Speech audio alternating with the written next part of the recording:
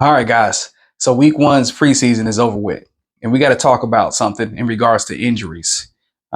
Playing college football, high school football, didn't make it to the professional level, but however, injuries play a big factor when it comes to games, practices, and so on. And injuries for receivers, running backs, even quarterbacks, when there is a lower body injury, those are tough. So back when I was playing college ball, I suffered a high ankle sprain. And with the high ankle sprain, it's really tough for the recovery because your ankle has to regain its strength. And it can take some time for an ankle injury to recover fully. And when you're running, you can spat tape and everything like that. But when it comes to trying to make the movements that some running backs or receivers do, making cuts, trying to evade tacklers, you can re-roll that ankle. And so the strength in your ankle takes some time to actually be able to heal. Also, with the range of motion with ankle injuries, you can be walking and roll your ankle right on a dime. It could be a blade of grass, a crack in the concrete, and you could roll your ankle again because that range of motion has to get back to full strength. um, Hamstring injuries. The double factor that happened to me, and this is when I stopped playing college football at the time, and I was playing intramurals football, and we was on a turf track. I rolled my ankle and pulled my hamstring. Oh my goodness, the worst feeling that you can ever have. So when I pulled my hamstring, I think I tore it. However, I don't know because I didn't go to the doctor to have it looked at. I just, went along with the times and everything when it came to just going to class, walking back and forth and all that. And I suffered the pain whenever I had to use the bathroom. So just imagine if you ever pulled your hamstring and you have to use the bathroom, it's not a really good feeling. But let's talk about running backs, receivers that do have these type of injuries and the recovery time frame. It takes some time to recover.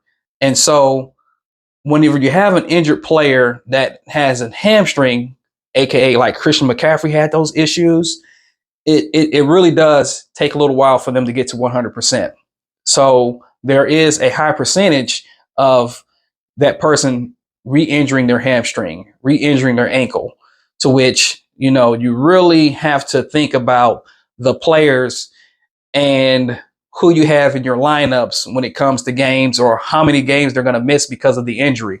So, Jahmyr Gibbs this preseason could have happened in practice. I don't remember. I think it was in a preseason game, or it could have been in practice. Had tweaked his hamstring, and with him being the number one running back for the Detroit Lions now, and him having that hamstring issue, you might want to raise a little bit of caution when it comes to drafting him, because it could be likely that this particular injury will follow him throughout the season.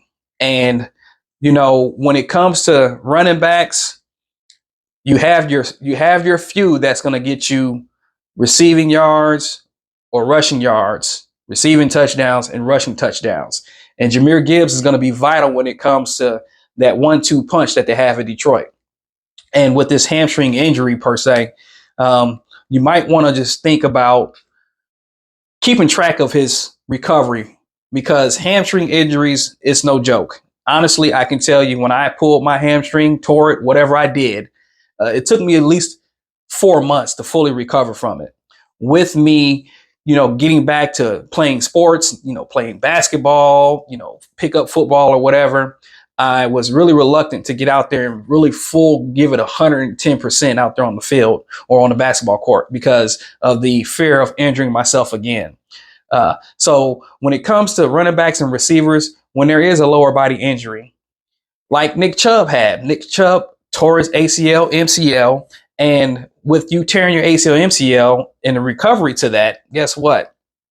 It's really scary in regards to them re-injuring themselves when it comes to that. He's had issues in the past with injuries, ACLs or MCLs and things like that. And so hopefully he will be able to bounce back to 110% on the field when it comes to game day. But lower injuries, any kind of injury, back injury, shoulder injury, it's really tough to see how that player is going to continue to play out throughout the season. But you always want to keep that in mind. You want to keep that in mind in regards to the health of the receiver, the health of the running back, the health of the quarterback, the health of the tight end. But also you want to make sure that whoever you're picking on your team, that you are just being cautious.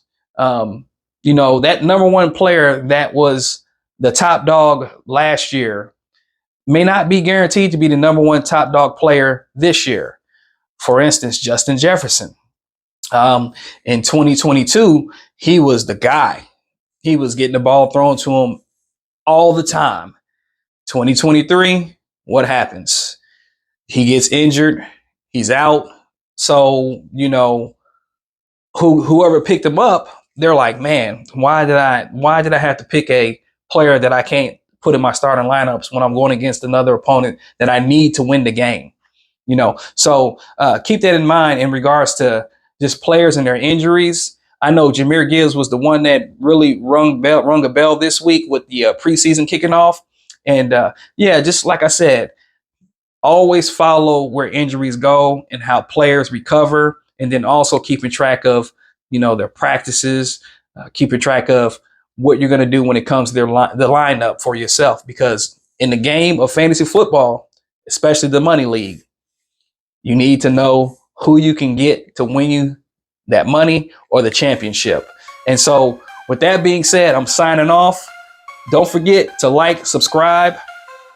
Hey, hit me up. Post in the comment section what you think. I'm so excited that fantasy football is here. And as you can see, I got my Patriot beach towel over here. I don't want to talk about it, but I've been a lifelong Patriot fan since Drew Bledsoe, Corey Dillon, and Randy Moss.